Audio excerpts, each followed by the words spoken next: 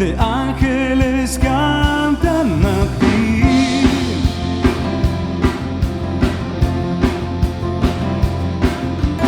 Cantando santo, santo el Cordero de Dios.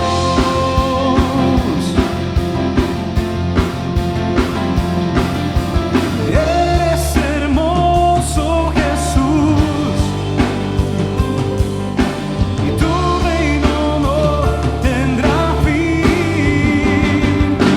Dios eterno y santo, es vestido en gloria y poder.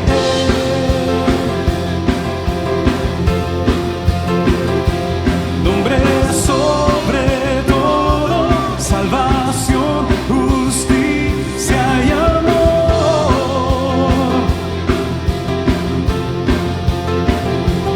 Rey del universo, como tú no hay nadie. Jesús,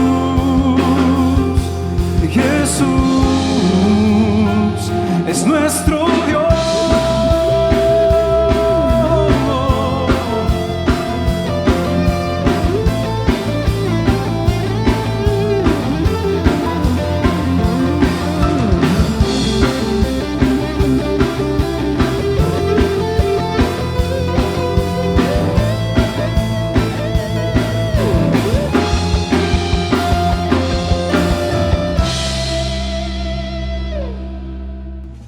Un pueblo con visión, amor y devoción, capaz de transformar a toda nuestra nación.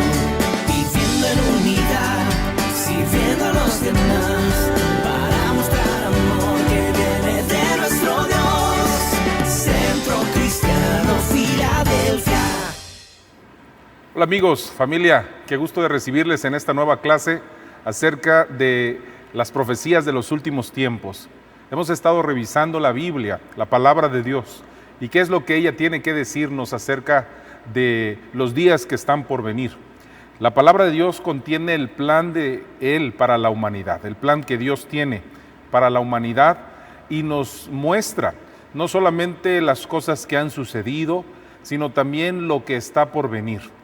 Y todas estas cosas están contenidas en las Escrituras precisamente para animar nuestra fe, para que nos demos cuenta de la importancia de compartir las buenas noticias de Jesucristo con otras personas, para poder apreciar el tiempo en el que estamos viviendo, para darle un sentido cada vez más práctico y mejor a nuestras vidas, para poder caminar en todo lo que el Señor tiene para nosotros mientras estamos aquí, sabiendo que estamos únicamente de paso en esta tierra, que somos peregrinos, pero que nuestro destino final no se encuentra en este mundo tal como el que estamos viviendo hoy en día. El día de hoy vamos a tomar el tema que tiene que ver con Israel. ¿Qué dice la Biblia acerca de Israel en los próximos años, en los próximos eventos? ¿Cuál es el rol que tiene el pueblo de Dios en toda esta última etapa de la historia de la humanidad? Para nosotros que seguimos a Jesucristo, los que hemos creído en el Señor como nuestro Salvador, es muy importante comprender que la historia humana tiene mucho que ver con el pueblo de Dios, tiene mucho que ver con Israel. Y la Biblia nos anima, nos enseña a amar al pueblo de Dios, a amar la ciudad del Señor y a darnos cuenta de que muchas cosas buenas le esperan a quienes están del lado del pueblo de Israel. Vamos a comenzar esta lección con el Salmo 122. Es una oración, dice el encabezado en su Biblia, por la paz de Jerusalén. Y dice así: yo me alegré con los que me decían, a la casa de Jehová iremos. Nuestros pies estuvieron dentro de tus puertas, oh Jerusalén. Jerusalén, que se ha edificado como una ciudad que está bien unida entre sí. Y allá subieron las tribus de Jehová, conforme al testimonio dado a Israel, para alabar el nombre de Jehová, porque allá están las sillas del juicio, los tronos de la casa de David. Y entonces el versículo 6 nos habla directamente a nosotros, que hemos alcanzado estos tiempos, para que nuestro corazón perciba cuál es la voluntad de Dios, de la iglesia para con el pueblo de Israel. Dice la palabra de Dios: pedid por la paz de Jerusalén. Sean prosperados los que te aman. Sea la paz dentro de tus muros y el descanso dentro de tus palacios. Por amor de mis hermanos y mis compañeros, diré yo, la paz sea contigo. Por amor a la casa de Jehová nuestro Dios, buscaré tu bien. Y esto es lo que Dios quiere de nosotros como iglesia, como sus seguidores, que tengamos en alta estima al pueblo de Israel. El pueblo de Israel, un pueblo que Dios escogió formar para sí mismo. Entre toda la raza humana, la Biblia enseña que Él escogió crear al pueblo de Israel. De un hombre que se llamaba Abraham y su descendencia, Él formó el pueblo para sí. Israel, que después de que el Señor vino a la tierra y ellos le rechazaron, después de andar vagando por muchos años en la historia reciente, en los últimos 2000 años, finalmente consiguió recuperar un poco del territorio que Dios le había prometido en la Biblia, desde el libro de Génesis, cuando Él se aparece a Abraham y habla con él de los planes que tenía para su descendencia. Dios le enseña también cuál es la extensión de tierra que tenía para su pueblo. Eso no es lo que hoy realmente posee Israel. Si me apoyan con los mapas, podemos ver en los mapas que vamos a apreciar en un momento más, cómo Israel, el pueblo de Israel, realmente hoy está ocupando una porción pequeña de la vasta extensión que Dios les había concedido. A partir de el año 1948, el día 14 de mayo, fue cuando Israel recupera la posibilidad de ser representada como una nación ante los demás pueblos de la tierra. Y en este mapa que veíamos, encontramos que el día de hoy Israel representa solamente una extensión de 22.145 kilómetros cuadrados, 22.145. Si ustedes lo comparan, por ejemplo, con el estado vecino de Tabasco, Tabasco tiene una extensión mayor que la de Israel. Tabasco tiene 25.267 kilómetros cuadrados. Ni hablamos de Chiapas. Chiapas tiene 73.000, más de 3 veces la extensión en kilómetros cuadrados del pueblo de Israel. Y sin embargo, a pesar de que es un territorio tan pequeño, es de suma importancia, no solamente en lo territorial, no solamente en lo natural, pero principalmente en lo espiritual, porque una vez que la iglesia sea retirada de la tierra, una vez que el Señor tome a su iglesia, la arrebate, el pueblo de Israel va a ser una vez más el eje de los planes de Dios, va a ser el eje sobre el cual se muevan los planes que Dios tiene para la humanidad. No es de extrañarse entonces que al revisar la historia universal podemos encontrar que en muchas ocasiones y por mucho tiempo Israel ha estado bajo amenazas. Siempre han querido exterminar al pueblo de Dios. En la Biblia encontramos esa intención satánica de exterminar al pueblo de Dios. Desde los primeros libros de la Biblia podemos encontrar vez tras vez diferentes reinos, diferentes reyes, diferentes personas tratando de venir en contra de los judíos y de exterminar completamente a este precioso pueblo. Nunca va a resultar de esa forma, porque Dios tiene un plan especial para ellos, de lo cual hablaremos en estos minutos que continúan, pero es una realidad que siempre han tratado de hacer eso. Tal vez las últimas ocasiones, pues justo después de que ellos el 14 de mayo de 1948 se declaran como un estado libre y soberano, y son reconocidos por las Naciones Unidas. Al otro día, justamente al otro día, 6 países vienen en contra de ellos para atacarles. Israel logra vencerlos, pero a partir de su vuelta a casa y de haber sido reconocidos, han tenido que enfrentar todo tipo de persecuciones, todo tipo de problemas. Ni hablamos de unos años antes de esto, en la Segunda Guerra Mundial, cuando los dirigentes de la Alemania nazi trataron de exterminar al pueblo de Israel, mataron a más de 6 millones de judíos en lo que hoy se conoce como el Holocausto, un evento terrible que nunca más debe de suceder, pero que quedó allí en la historia como un intento atroz de tratar de destruir al pueblo de Israel. Más recientemente incluso ha habido otras amenazas.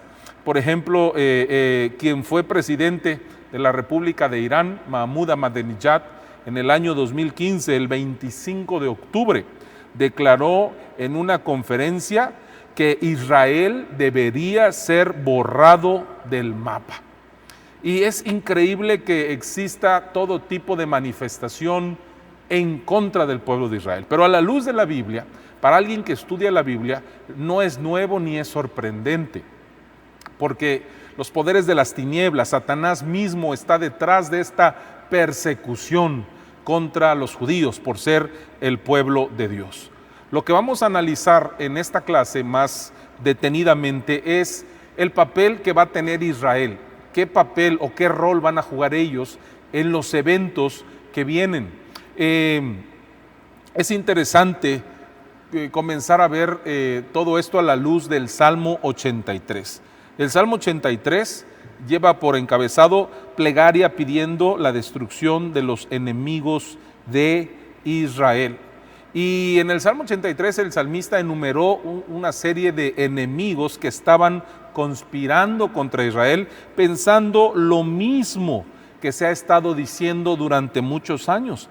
Por ejemplo, en el versículo 4 dice la Biblia, han dicho, venid y destruyámoslos, para que no sean nación y no haya más memoria del nombre de Israel.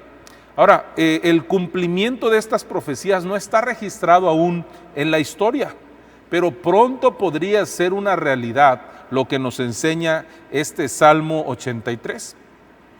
Un estudio cuidadoso de los nombres de los adversarios que aparecen en este salmo precisamente muestra que todos esos enemigos de Israel ocuparon territorios adyacentes, al lado, alrededor de este pueblo santo. Los presentes ocupantes de estas tierras parecen estar igualmente interesados en destruir a Israel, así como lo hicieron sus antepasados históricos. Pero si la oración del salmista es respondida como creemos que será, Israel emergerá victorioso de cualquier batalla que se presente contra ellos. Y Damasco, por ejemplo, la capital de uno de los enemigos históricos de Israel, como es Siria, dejará de ser ciudad. Y la amenaza de otros grupos que están al acecho de Israel habría sido neutralizada. Ahora, ¿por qué es importante y es interesante ver este precedente para nosotros que estudiamos los últimos tiempos?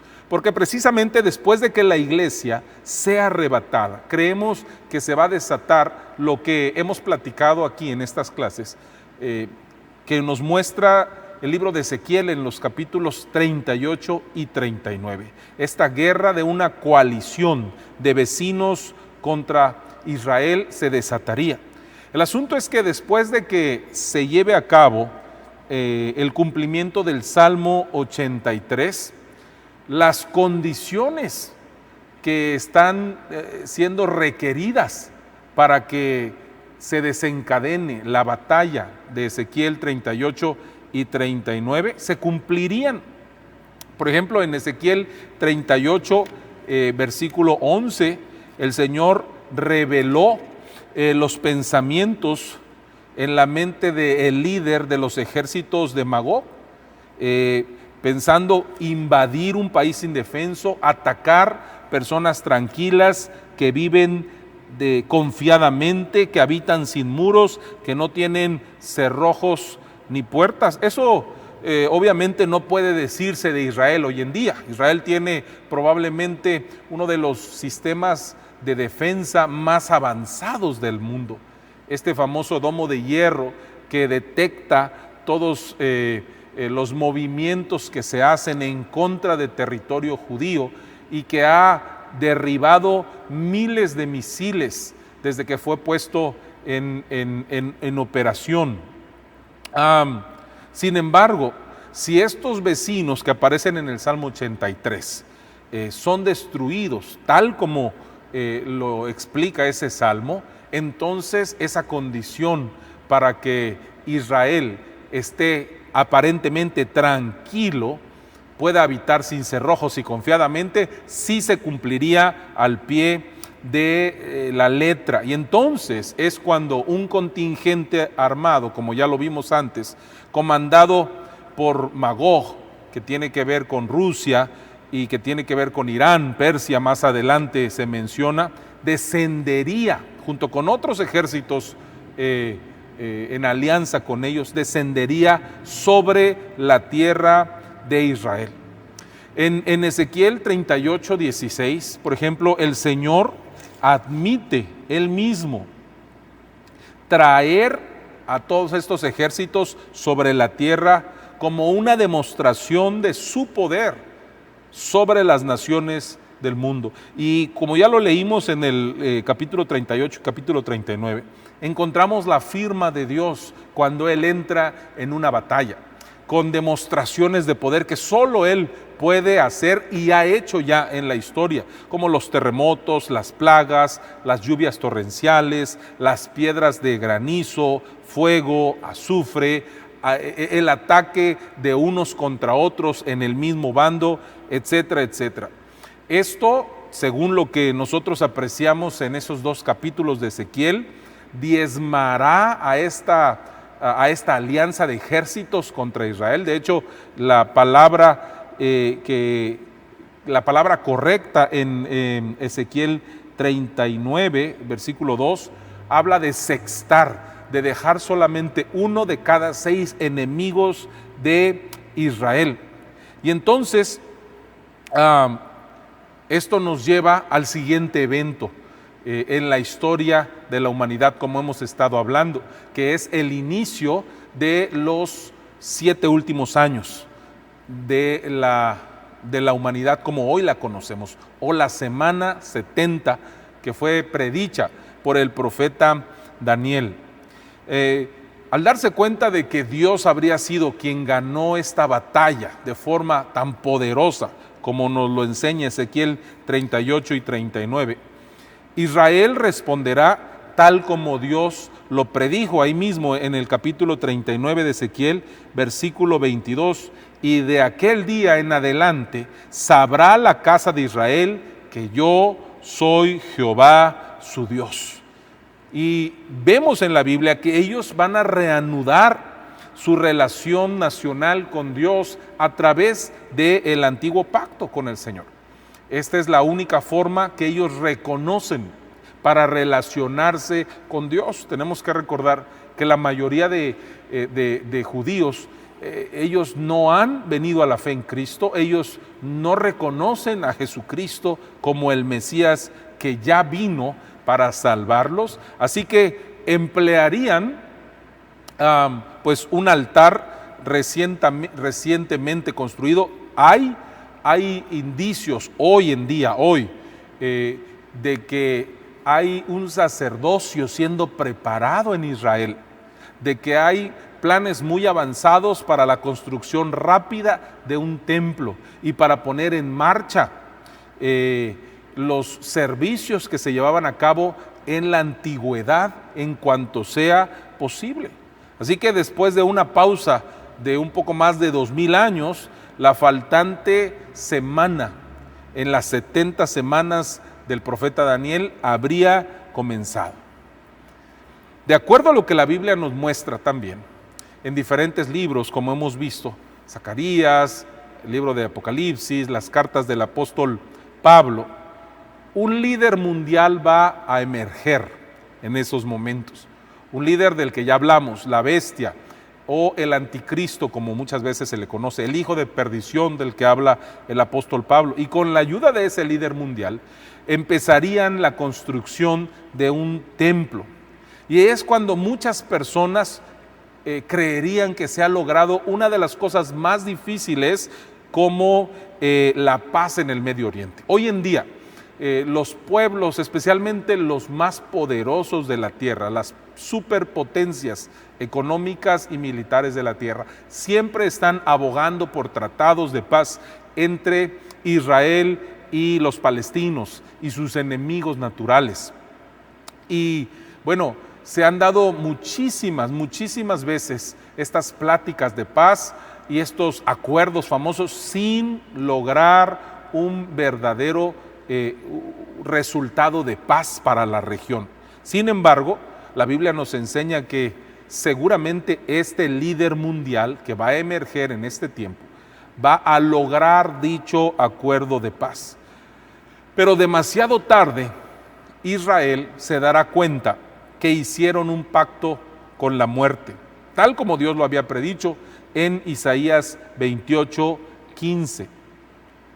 El líder mundial que habrá emergido y al que todo mundo estará siguiendo, o la mayoría del mundo estará siguiendo y mirando como un gran hombre de paz, de acuerdo a lo que nos dice Apocalipsis 6:2, resultará ser un conquistador, dispuesto, válgase la redundancia, a conquistar todo el mundo para él.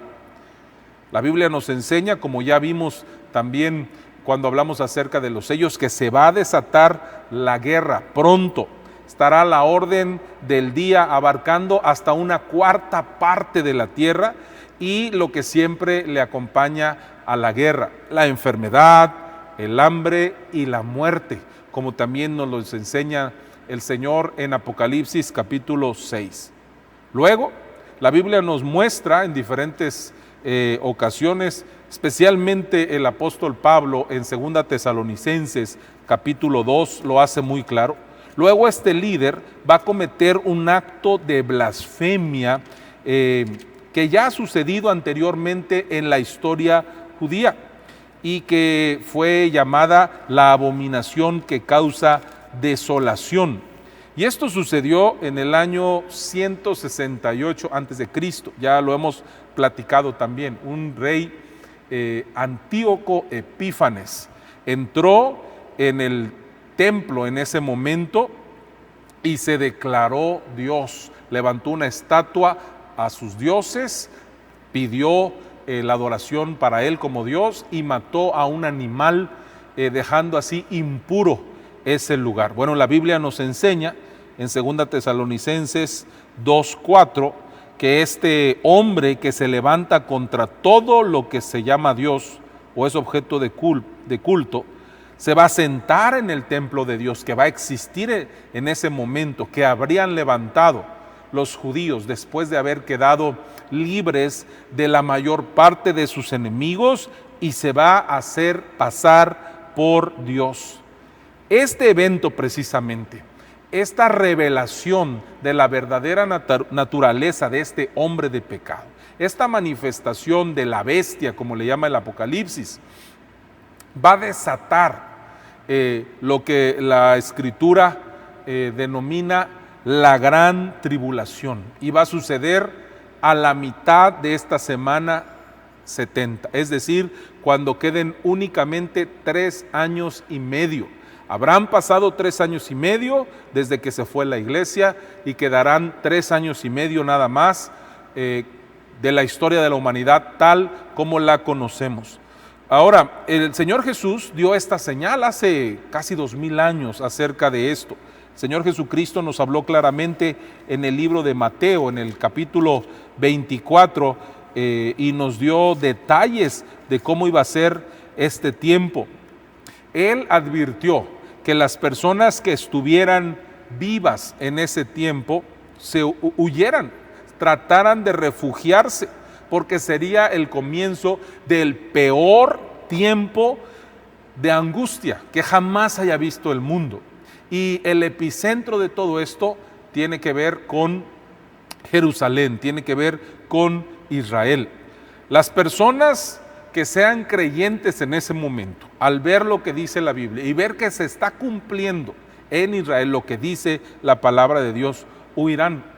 Pero hay algunas otras personas que se autodenominan equivocadamente judíos por herencia o tradición, o que simplemente son atraídos, son encantados por todas las costumbres, todo lo que la Biblia enseña acerca del pueblo de Israel, y se hacen pasar también o tratan de adquirir una personalidad como si fueran judíos. Ese tipo de personas en ese momento va a experimentar una realidad muy difícil, porque la Biblia nos enseña que ese hombre va a hacerse pasar como el tan esperado Mesías. Y la Biblia nos enseña incluso que va a recibir voluntariamente o por la fuerza la adoración de casi todos los habitantes del planeta en ese momento. Y es allí cuando empieza un esfuerzo terrible para tratar de exterminar al pueblo de Israel y a los creyentes en Jesucristo de la tierra. Ahora, la Biblia nos dice en Apocalipsis capítulo 12, versículo 14, que Dios va a ayudar a las personas que estén en ese momento allí a escapar de esta amenaza tan terrible. Dice la Escritura en Apocalipsis 12, 14, que el Señor tiene preparado ya un lugar para ellos en el desierto, donde serán sustentados, precisamente dice, un tiempo y tiempos y la mitad de un tiempo, 3 años y medio. Según Jeremías capítulo 30, versículo 11, este tiempo en la historia de la humanidad y específicamente teniendo en cuenta a Israel, según la profecía de Jeremías 30:11, el propósito que Dios tiene para este tiempo es un propósito doble. Primeramente, el Señor va a destruir completamente a esas naciones entre las cuales su pueblo fue dispersado. Y segundo, Dios va a disciplinar a Israel y va a purificar sus corazones para que finalmente abran sus ojos para reconocer al verdadero Mesías, a Jesucristo resucitado como el Hijo de Dios, que ya los visitó y que todavía estaría dándoles esa última oportunidad. Hacia el final entonces de la gran tribulación, dice Zacarías capítulo 12, versículo 10, que esto es lo que sucederá. Dice, sobre la casa de David y sobre los habitantes de Jerusalén, derramaré un espíritu de buena voluntad y de oración, dice otra versión, de gracia y de oración, y volverán los ojos a mí, y llorarán por el hombre a quien traspasaron, como se llora y se guarda luto por el Hijo primero y único.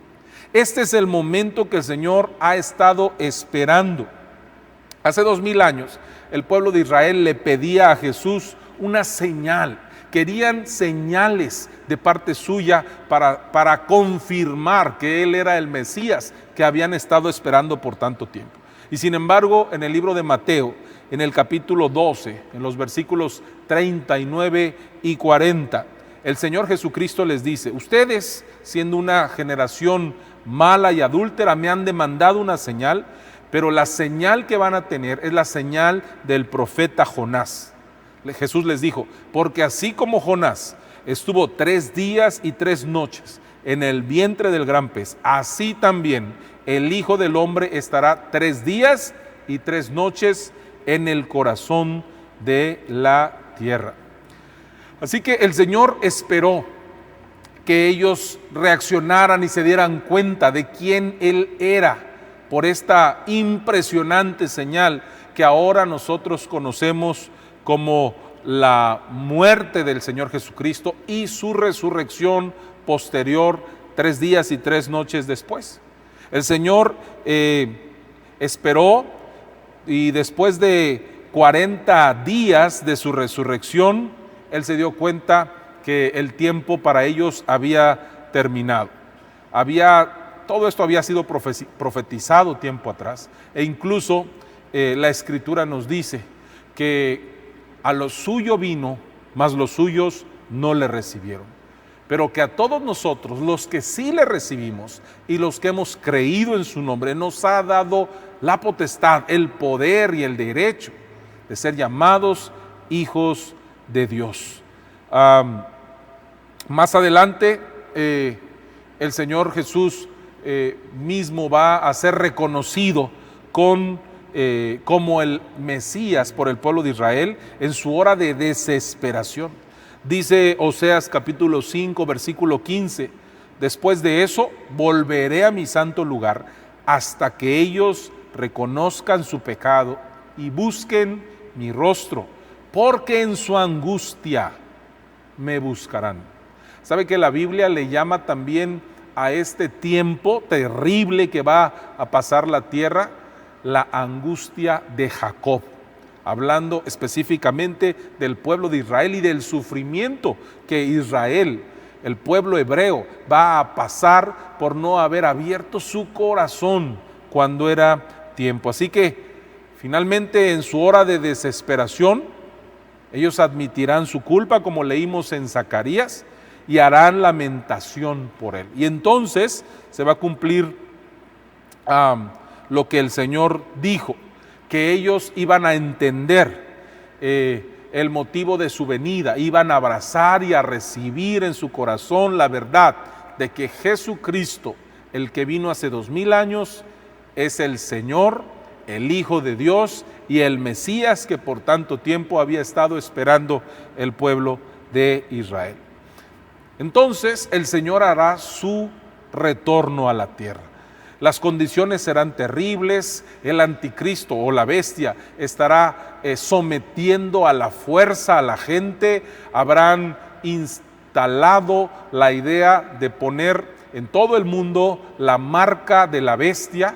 No sabemos exactamente qué es, pero la Biblia dice que será implantada ya sea en la frente o en la mano derecha, y que nadie podrá comprar ni vender si no es con esta marca. El anticristo, la bestia, estará forzando a todos a reconocerle como rey de este mundo, como señor de esta tierra, como Dios, y va a juntar a todos los enemigos de Israel precisamente en contra del pueblo de Dios, dirigiéndolos Él para venir y aplastar a la nación de Israel. Otra vez, ¿por qué este empeño en destruir al pueblo de Israel? Este será el último y definitivo, pero todo esto obedece a una razón espiritual. Va más allá de las riquezas naturales, va más allá de las cosas que puedan justificarse de manera económica o estratégica, territorial del pueblo de Israel. Tiene que ver con que Satanás es el enemigo de Dios, es el enemigo del pueblo de Israel, es el enemigo de la iglesia, es el enemigo de toda la humanidad. Y entonces, cuando el Señor regrese, nos dice la palabra de Dios en Zacarías 14, versículo 4, que el Señor va a regresar y se afirmarán sus pies en aquel día, en el monte de los olivos, de donde Él salió. La palabra de Dios nos dice en el libro de los Hechos que cuando el Señor ascendió después de su resurrección, fue en el monte de los olivos. Desde allí ascendió y ahí es donde Él regresará. Se afirmarán sus pies en aquel día sobre el monte de los olivos que está enfrente de Jerusalén al oriente, y el monte de los olivos se partirá de en medio hacia el oriente y hacia el occidente, haciendo un valle muy grande, y la mitad del monte se apartará hacia el norte y la otra se apartará hacia el sur. Así que el Señor regresa a su pueblo, a su ciudad, para libertarla y para derrotar todas esas fuerzas que la bestia juntó en contra del pueblo de Israel. La bestia que habrá engañado hasta ese momento a casi todo el mundo. Dice la Escritura que será capturado y lanzado vivo en el lago de fuego, y todos sus ejércitos serán destruidos, como nos enseña Apocalipsis capítulo 19, versículos 11 al 21. Zacarías 14:9 nos enseña que al finalizar ese día, Jesús, nuestro Señor, será rey sobre toda la tierra, y su nombre será el único nombre. Dice, Jehová será rey sobre toda la tierra, en aquel día Jehová será uno y uno su nombre. Y entonces comenzará un reinado en la tierra de 1000 años. Jesucristo estará desde su ciudad, desde su pueblo, estará reinando sobre toda esta tierra como debió haber sido desde el principio. En el milenio la Biblia nos enseña que otra vez Israel volverá a ser la nación más favorecida de Dios en la tierra, que Él va a morar entre ellos, tal como lo hizo en los tiempos bíblicos, solamente que esta vez será para siempre, como nos dice Ezequiel 43, versículo 7. Finalmente ellos ocuparán toda la tierra que les fue originalmente prometida, cuando Dios le habló a Abraham, a partir del capítulo 12 del libro de Génesis. Y la paz y la prosperidad, nos enseña Isaías 66:12, serán el orden del día. Algunos comentaristas han llegado a pensar que solamente durante el reinado de Salomón, el hijo de David, el pueblo de Israel casi habría llegado a tener la calidad de vida que pronto van a estar disfrutando durante el reinado de Jesús. Obviamente, en aquel tiempo sin tener la presencia del Rey de Reyes y Señor de Señores, pero en este reino milenial contando con Dios mismo en la tierra, reinando sobre toda ella. Para terminar entonces y resumiendo, cuando nosotros comenzamos a entender un poco el punto de vista profético de los eventos que vienen, nos damos cuenta que todas las cosas hoy en día se han venido acomodando en su lugar tal como el Señor nos adelantó que serían en las Escrituras. Hoy, debido al endurecimiento de su corazón, en parte, dice la Escritura, para que la iglesia pueda ser salva, Israel todavía está cerrado hacia el Señor, pero Dios no se ha olvidado de su pueblo. La Biblia nos enseña que Israel será abandonado por todos sus amigos y quedarán a merced de sus enemigos, que bueno, aún en días recientes, en años recientes, esa autosuficiencia declarada incluso por los primeros ministros desde hace un par de décadas, ese empuje, ese valor que caracteriza al pueblo judío para enfrentar todas las adversidades con las que han tenido que luchar, no será suficiente para ese tiempo. Pero nos dice el Salmo 121:4, que el que protege, el que cuida a Israel, no duerme ni se adormece. Dios ha estado esperando pacientemente el momento en que ellos se den cuenta que solamente Él puede salvarlos, que se humillen ante Él y le pidan su ayuda, para que Él les extienda su brazo poderoso con el que se ha mostrado favorable a ellos en ocasiones anteriores y pueda volver a rescatarlos. Dice Oseas capítulo 6, versículo 1 y 2, vengan, volvamos nuestros ojos al Señor, Ciertamente Él nos arrebató, pero nos sanará. Nos hirió, pero vendará nuestras heridas. Después de 2 días nos dará vida y al tercer día nos resucitará para que vivamos en su presencia. Cuando llegue ese momento, el Señor los salvará y los restaurará, olvidará su maldad y no se acordará más de sus pecados, como lo dice el profeta Jeremías en el capítulo 31, versículo 34. Una vez más se cumplirá al pie de la letra el deseo de Dios desde el inicio de sus planes para formar a Israel. Ellos serán su pueblo y Él será su Dios. Terminamos con Isaías 40, versículo 2. Hablen al corazón de Jerusalén, díganle a voz en cuello que ya se ha cumplido su tiempo, que su pecado ya ha sido perdonado, que ya ha recibido de manos del Señor el doble por todos sus pecados. Yo quiero animarte a ti que estudias la Biblia, que tienes a Jesucristo como tu Señor y Salvador, que en tu corazón fijes bien la postura pro pueblo de Israel que la Biblia nos dice que debemos mantener. Todos los que amamos a Jesús, amamos a Israel porque Jesús ama a Israel. Y podamos entonces nosotros ser prosperados porque lo amamos y porque pedimos la paz de Jerusalén. Dice la Biblia, y termino con el Salmo 122, al final del Salmo: por amor de mis hermanos y mis compañeros diré yo, la paz sea contigo. Por amor a la casa de Jehová nuestro Dios, buscaré tu bien. Yo te animo a que de aquí para adelante, en los días que tú tengas, ores por Israel. La paz para la casa de Israel, la paz para el pueblo de Dios, únicamente la puede traer el príncipe de paz.